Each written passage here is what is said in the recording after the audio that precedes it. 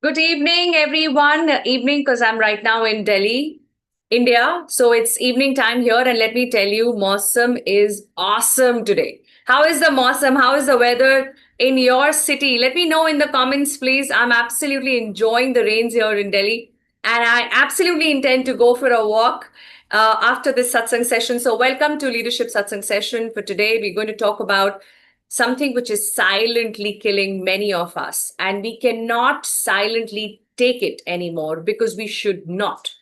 We need to look at it and we need to confront, we need to learn how to overcome this silent killer. I'm your leadership coach, Yukti Kapoor Mehndi, and my intent to put this platform here, we call as Leadership Satsang, is simply to bring out conversations that matter, to bring out insight that you need to keep in your sight. Because when you have those things within your sight is when you know how to live to the fullest, whether you're living as a leader who needs to lead a group of people, or a leader who wants to learn how to lead his or her own life in a better way. Because I think we all deserve a better life, don't we? Give me agree in the comments if you agree that we all deserve a better life. And that doesn't mean that life sucks. Maybe it does, maybe it doesn't, but there's always a better version of it, isn't it? Because there's no end to how much better it can be if you are committed to working towards it. And what do we do every Tuesday when we meet here for satsang sessions? We take that one step further towards making this even better and better and better. Not just the way we lead, but the way we live. And because we desire this, we have this deep desire to live, we need to learn what could silently damage us, and sometimes so deeply, so irreversibly, that it might be too late to recover from it.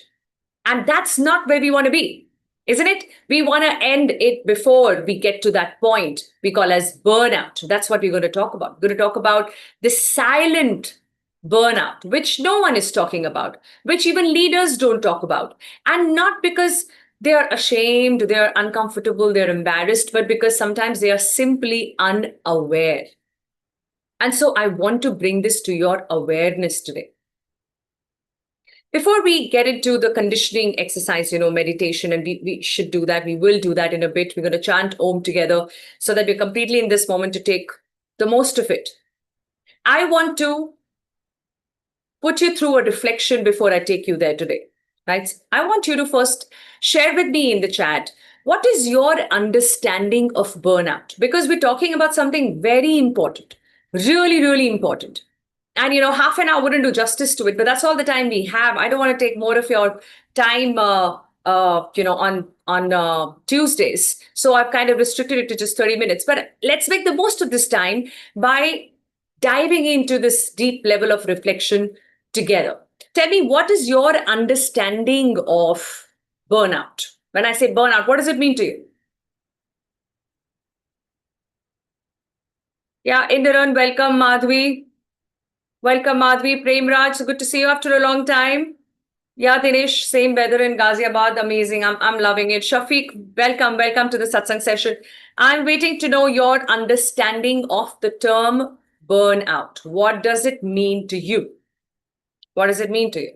When I say burnout, what do you mean? What do you understand of it?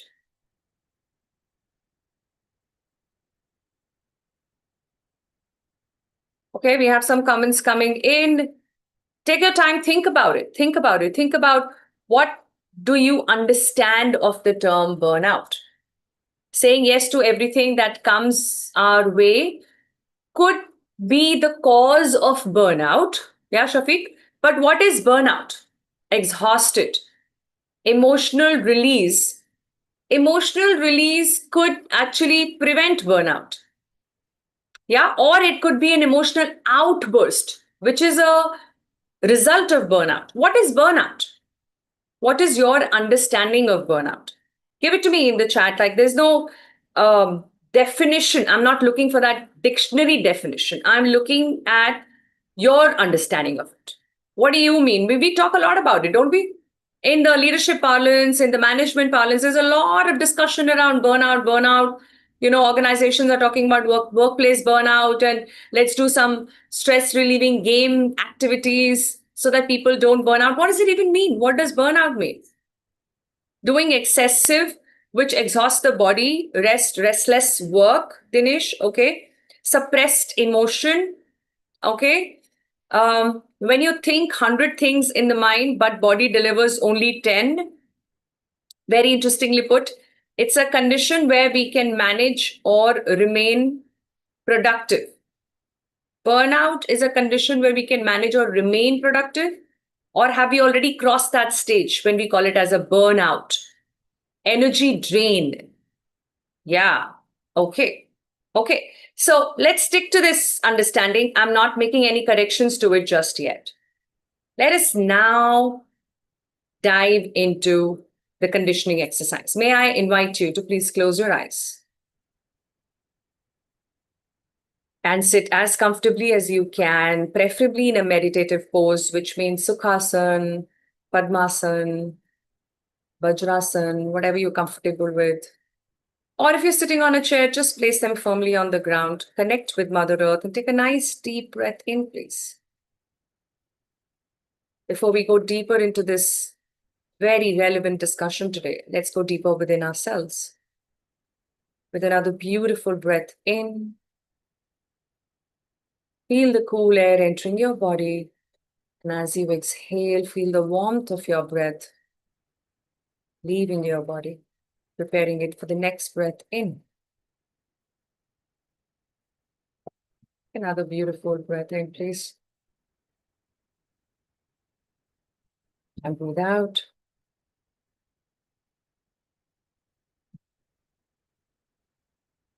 And with your attention still on your breathing,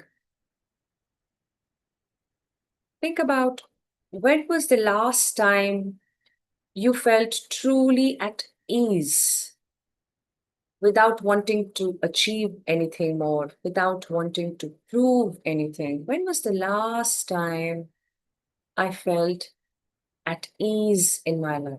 That's the question I want you to ask yourself with your eyes still closed, feeling the sensation of your breath leaving your body and entering your body.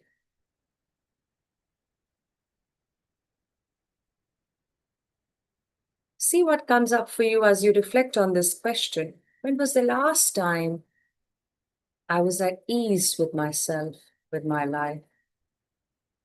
When I was not running around, when I was not proving anything to anyone, not even to myself. When was the last time I was not trying to achieve something?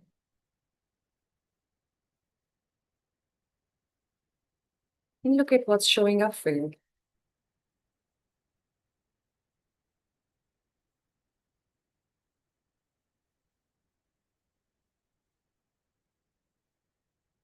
Take another deep breath in, and it's all right, no matter what shows up. Let's just look at it together and know that whatever is showing up for you right now needs to be looked at. Let's not shove it under the carpet anymore. Let's look at it together. Let's take another deep breath in, please. And if you can, breathe out from your mouth. The next few breaths that you take in, breathe in through your nose and breathe out through your mouth. Breathe in. One more time, breathe in.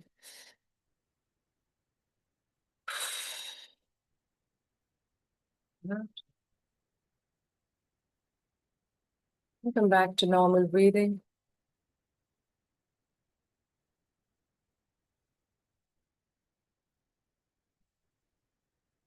Preparing yourself to chant Om 5 times. Just quickly scan your body to make sure you're completely at ease in this moment right now.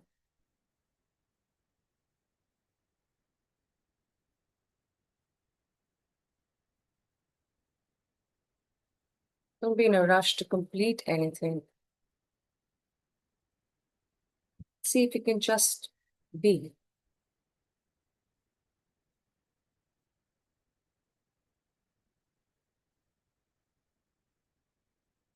A nice deep breath in, and let's chant together. Om.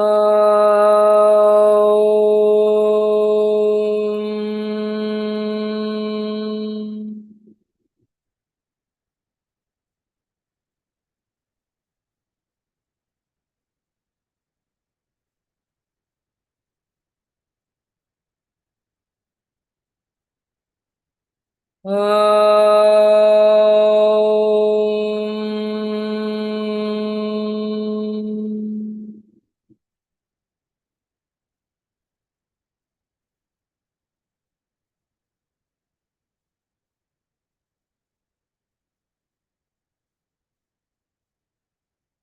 Om.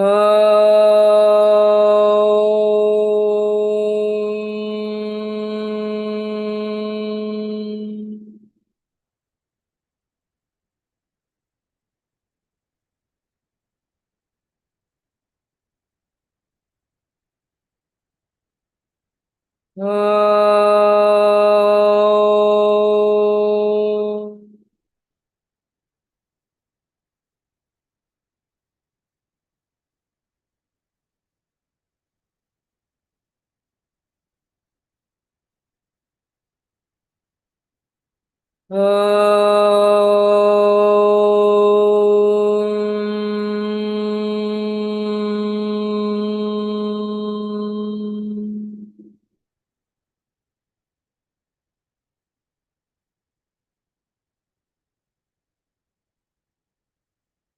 Shanti, Shanti,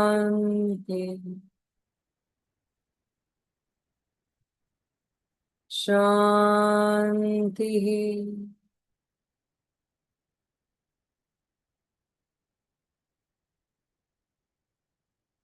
And whenever you're ready, please rub your palms together, gently placing them on your eyes, face, and neck, and your entire body, and slowly come back. Beautiful, beautiful, beautiful work done. How was it? Give me some reactions, experience, some sharing in the comments. What showed up for you as you were reflecting upon the question? The last time you found yourself at ease without moving, without achieving, without running. What showed up for you? What showed up for you, Madhvi? Shafiq, what showed up for you, Seema? Let's have it in the comments, please. What did that reflection do for you? Because there's no point jumping into the how to if you don't know what's there to fix. It's not about just gathering some knowledge which can become a conversation starter for us. That's very little value. Like there is very little value in doing something to just gather some conversation starters. No point learning anything which remains a theory. And I'm here to tell you what are the three ways, since three is the magical number we all retain really well. What are the three ways to avoid this burnout, to not get to that point? But before I even take you there, I want to know what's showing up for you. What did that reflection bring out for you when we were meditating together? I'm waiting to see some comments and then we will take the discussion further, because it's important that we correct our understanding of burnout.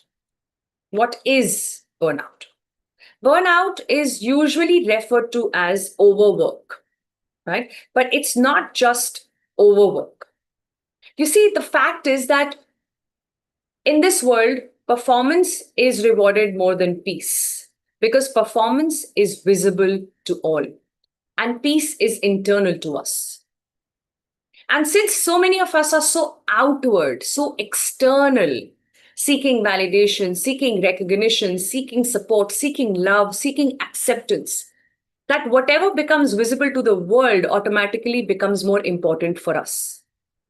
And so we get into this race of performance, of proving over purpose, performance over peace. And this is not just alliteration, this is a real fact of life.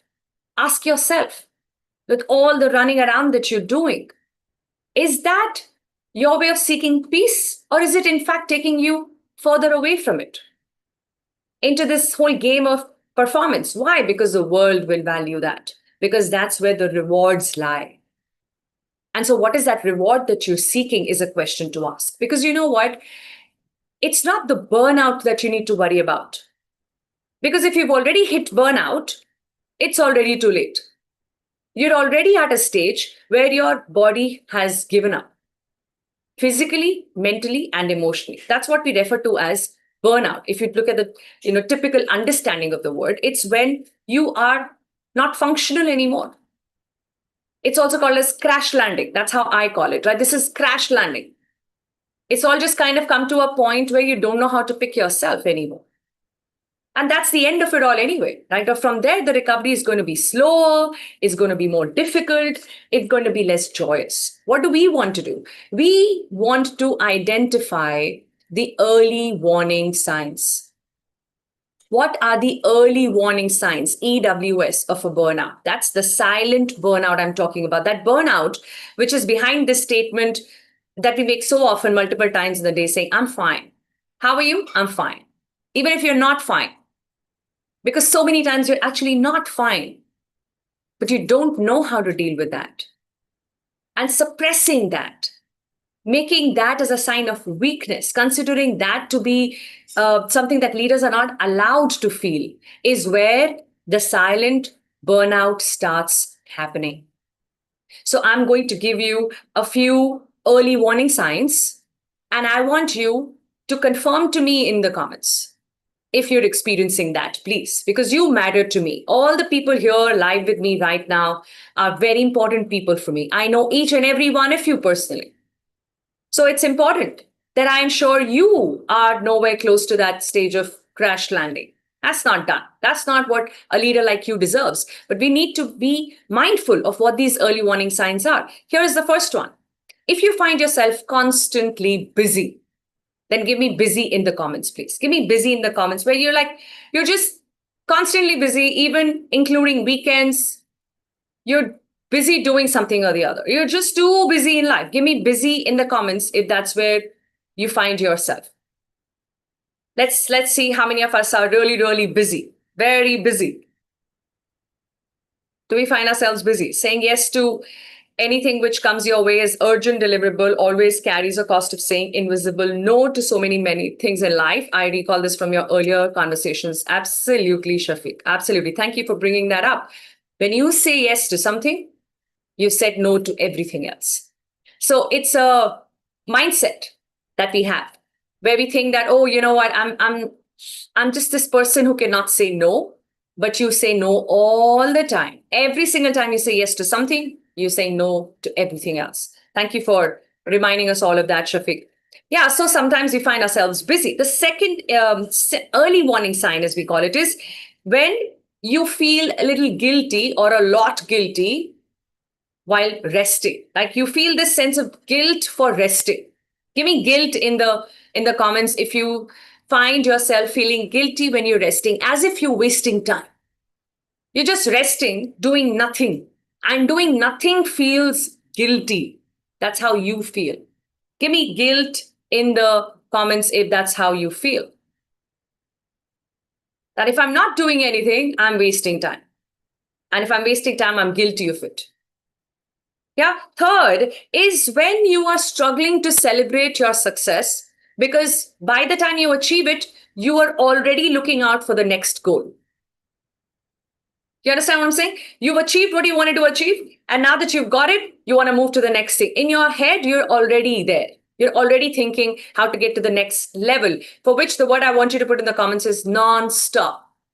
Are you non-stop with your approach to achieve your goals? Non-stop, one after another and another and another, and there is absolutely no stopping. You achieve something and there is no time to really celebrate because in your head you've set the next goal already, and that's what you're looking at. So that's a non-stop condition. Tell me if you experience this non-stop condition. And the fourth one, and there could be a few more actually, but the fourth and the last that I want to bring up today is when you find yourself smiling to the world while still feeling numb inside. You're numb, indifferent. Nothing makes you very happy, nothing makes you very sad.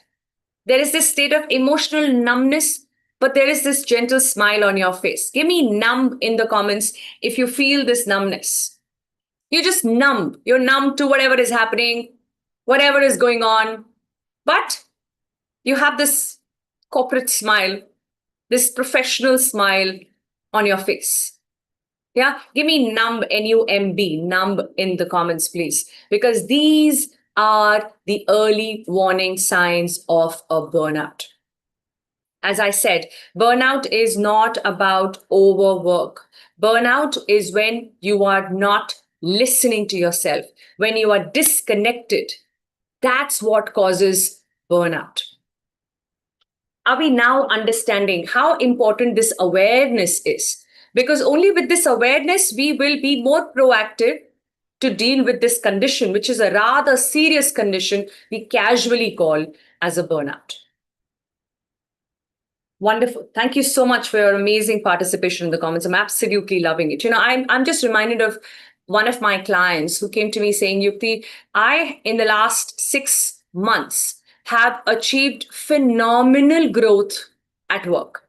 I'm quite surprised myself how I've been able to scale up the business as a senior vice president of my company. And we've gone across a few continents and grown business across continents. And this is unimaginable growth. But in this entire process, he says, I have somewhere lost myself. I have a lot of conversations with a lot of people making a lot of decisions. And all these people expect me to be my logical best at all times. No one knows or even cares to know about how I feel, including myself. And that made me feel really sad. When I heard that, I felt like everything that we achieve is so hollow. And even when you know that it is, you just don't know how to stop and accept it. And so when we started getting into coaching conversations, we realized that he was not going through any clinical depression, not till that point. And thankfully, we met before he got there. But it was definitely a condition of emotional fatigue. And emotional fatigue is a situation, a condition where you cannot feel too much anymore. Your feelings just become numb. You just fatigued the emotions that you're experiencing. So fatigued that you don't know how to articulate it anymore. And that is the silent burnout I'm talking about. And it's a killer. It kills the spirit within you. It kills that ambition which you have identified with all your life. You call yourself as this person who has, fire in the belly. That fire extinguishes when you allow yourself to get carried away with this meaningless, non-stop fatigue. Is it making sense? Give me make sense. Give me MS or make sense in the chat, please. It's a beautiful story that reminds us of the fact that doing and being needs to have some sense of balance. When doing takes over being, then you are bound to hit this burnout stage. If not now, eventually you will. But there is a lot of doing and there are no moments of being. So what are we looking at? We're looking at ways to create the balance between doing what we need to do and being with ourselves in our own space, in our own ways. If you can learn to maintain this balance, then trust me, that fire in your belly is only going to grow in size. the capability that you will develop to achieve what you want to achieve will multiply exponentially. It is the balance that's the key. So, how do we get to that balance? What is coming in our way to get that balance? It's this endless seek for perfection, number one. Please drop perfection from your dictionary, if I may put it that way. Right? There is no word called as perfection. It's all BS. It makes no sense. It has been glamorized so much. It has become like a go-to personality trait for people, and I can only feel sorry about that because perfection is a moving goal. You never get there. There is nothing called perfection. And in this whole drama, like this whole desire of being perceived as a perfectionist, if that's a word, is what keeps us away from our purpose. It pushes us towards what? Proving. Right? The more you prove, the further away you are from the purpose. And if there's no purpose in what you do, there'll be no joy in it. And if there's no joy in it, you will never be able to perform as well as you can. So what do? You'll work harder. What does that do? Increase the doing. And hence, no time for being. Are you getting what's happening here? You see how the balance has gone off? Because we're seeking this trait, which in itself makes no sense anyway. Perfection. Got it? So no perfection. Let us seek progress over perfection. Can I please see no perfection in the comments? Like, let's just be absolutely comfortable with the fact that I do not want to seek perfection because there is nothing called perfection. There is progress and I need to make progress. And I'm committed to making progress because in progress, there is purpose. In perfection, there is proving. And proving will result in burnout. Are we clear with that? Because that's another big cause of burnout is perfection. And the second is loneliness. The loneliness that we all experience as someone who's at the top of the pyramid, the business owner that you are, the senior vice president or director that you are, the head of HR that you are, right? The country representative that you are, makes you feel that, you know what, at this stage, how can I ask for help? I'm the one who's supposed to provide help. And so you feel lonely because you don't know who to turn to when you need help. Please turn to your team. Go back to them. The more you go back to them, the more they will come to you. It will never cause damage. It will only help you and the team if you can bring in vulnerability. You see, strength is not lack of vulnerability. It's about having the courage to learn how to express vulnerability. That is strength. When you have the courage to express your vulnerability. And as leaders, we need to build that courage so that we're less lonely. We get the support which is already there for us. We're just not ready or willing to receive it because we think we are a giver. Every single person who intends to be a giver should also remember to have the humility to become a receiver. Because if you're empty yourself, you cannot serve anybody, isn't it? So have the humility to receive. And then you will have the capability to give. So are we ready to seek help? Yeah, give me seek help in the chat, please. Because these are the words that I want to leave you with. I'm willing to seek help. When I need help, I'm willing to seek help. No one person can do it all. No one person can manage everything. If that was true, then we didn't need teams, right? We didn't need to have a lot of people coming together towards one goal. If any one person were as good as a team, then that one person would have been enough.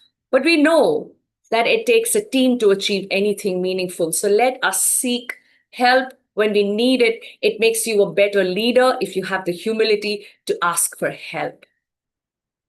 And the third reason why we're not able to prevent this burnout is because of emotional neglect. I don't know when and how, but somewhere in our culture, in our system, it has been embedded as a belief at a society level that it's not okay to be emotional, that it's a weakness to be emotional. A lot of times when you ask people, what's your strength, what's your weakness? One of the weaknesses is I'm an emotional person. And I don't know how is that a weakness and what it makes sense. Unless you're saying that I don't know how to manage my emotions. I get carried away with my emotions. Then yes, it's a very, very big weakness.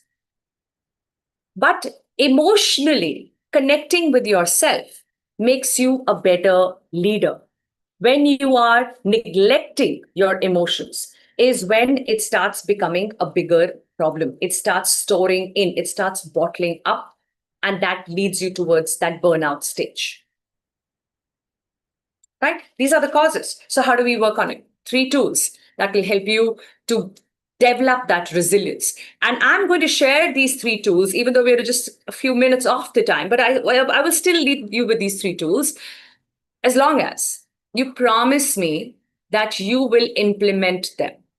As I said at the start of the satsang session today, I am not ever excited about enhancing somebody's knowledge. I don't want to give you more how to's. I want to give you real action plan.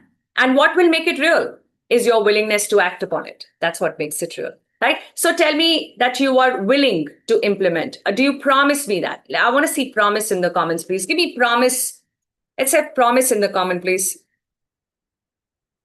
Thank you, Tanya. I'm glad you feel that way. Yeah. I always seek help when needed. Wonderful, Seema. I'm so happy to hear that. Give me promise, guys. If you give me a promise that you will implement at least one of these 3 tools, then I will share with you what these tools are. And again, it doesn't matter whether you were aware of it or not. What matters is that you promise to implement them. You promise to implement them. Wonderful. All right. Thank you. Thank you so much for making that promise. So here is the first way to develop the resilience required, which can help us to prevent burnout. And that is the practice to pause. Pause practice. Practice taking a pause when you move from one meeting to another.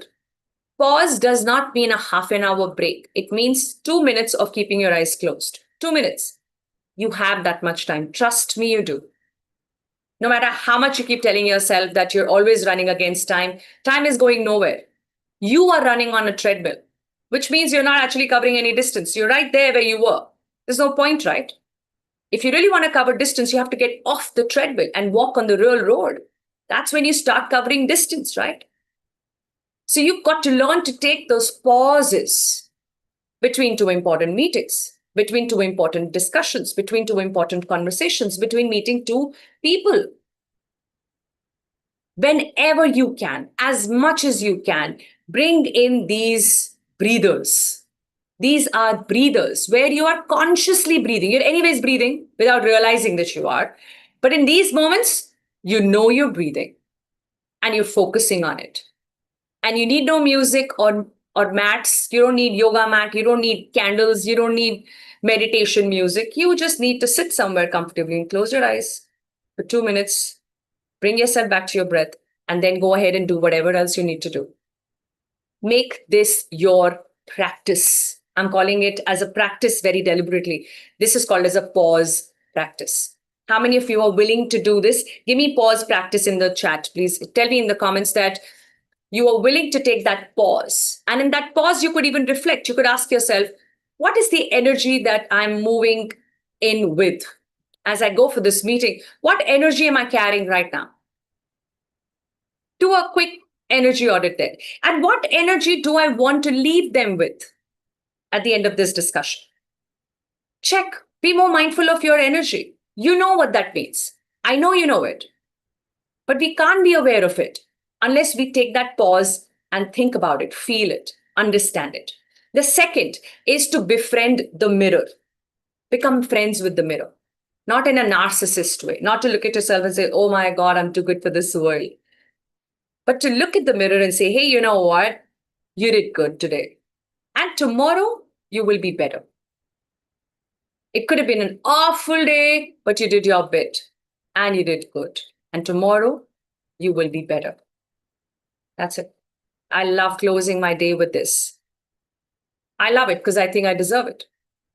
Because I know that no matter how bad the day went or everything could have possibly, that could have possibly gone wrong, went wrong on a particular day, I still know that my intention was always to do good. And I will look at myself to see that intention behind every action that I had. And that's what I'm calling is good. That was good. And if the result wasn't as good, I'm going to try again tomorrow. And tomorrow's going to be a better day because I'm going to be a better me. That's it. Simple activity. I don't think it takes you even a minute to do this, but do it and see. Tell me, what difference did it make to your life in just a week? If you meet, we're going to meet next Tuesday as well. I would love you to share this with me. And how did this befriending the mirror exercise work for you? And the third is a renewal ritual. It is a must to know what energizes you. You've got to know that. You might not know your strengths. You might not know many other things about yourself that you want to know, but you've got to know what is it that can replenish my energy on daily basis. Is it a walk? Is it music? Is it talking to this person I really, really love, who makes me laugh for no reason, ask me no stupid questions, but I just 2 minutes of my conversation with this person and I'm replenished, right? Or is it cooking? Or is it taking your dog out for a walk? Or is it just sitting and praying? Or is it just gazing out in the space and just being with myself? Or picking up my favorite book and putting my legs up and just reading that in the middle of the day? Whatever this activity is, the more it is within your circle of influence, the better it is. The more it is dependent on other people, you will have those many limitations. So you've got to know what replenishes you on daily basis. We call that as your ritual. This is your renewal ritual. So here are the 3 ways. Number 1, pause practice. Number 2, befriend the mirror. And number 3, renewal ritual. Give it to me in the comments. What are you promising to practice? What are you promising to practice of these 3? Because you know what? Peace is not found in vacations. It is built in your habits. And you've got to question those habits which are taking peace away from you instead of adding more to your life. With that, we conclude today's discussion. I want you to know that we all seek success and we all might have different understanding of what success means. But for me, true success is when you can grow without letting go of your peace. When growth comes not at the cost of your peace is true success, is real success for me. Does that resonate with you? Give me resonates in the comment if that resonates. If true success is when growth doesn't cost you your peace, if that's what it is for you, then you have to bring these tools to build resilience so that you never get to that point of crash landing, so that you never indulge in proving instead of immersing yourself into that inner eternal peace. I hope this session has served you well. I hope you'll be able to feel that fire in your belly without allowing it to burn you out. Because that fire is meant to shine. That fire is meant to spread light around you. That's why you carry it and not just anybody else. So protect that fire. Protect it with these practices, with these habits, with a little more self-care, a little more self-awareness, and a lot more self-discipline to stay consistent with the practices that I shared today. That's all we have. A rather deep session. That's how I felt. I want to know how you felt. Was it useful? Do you think it's going to help you to be more proactive in terms of taking care of yourself, in terms of protecting your peace, which matters more than anything else, isn't it? I would love to know your takeaways. Please do share it in the comments. And of course, put out your questions if you have any. Write to me on my email address, yukti, yukti@sbyacademy.com. So with that, we conclude. Thank you so much for joining. It means so much, so much, so much to me. Thank you for doing that. Thank you for being here. Thank you for being you. I will see you next week with another important insight in the space of leadership and spirituality. Till then, please take very good care of yourself. Thank you so much. God bless you.